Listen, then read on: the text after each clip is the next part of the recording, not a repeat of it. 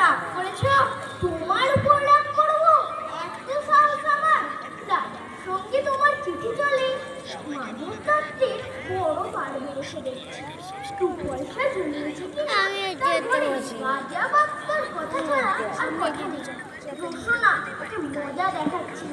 ওরে ছোড়া, বেশ শীঘ্রই যাতে রাজার চিঠি তোদের বাড়িতে পৌঁছায় আমি তার বন্দোবস্ত করছি। না না, তোমাকে কিছু করতে হবে না। কেন রে? আমি তোর কথা রাজাকে জানিয়ে দেবো, তিনি তাহলে আর দেরি করতে পারবেন না। তোর খবর নেওয়ার জন্য এক্ষুনি বাইক পাঠিয়ে দেবে। না, মানব দত্তের ভারী আস্পর্ধা। রাজার সাথে উঠলে দুরস্ত হয়ে যাবে। নমস্কার।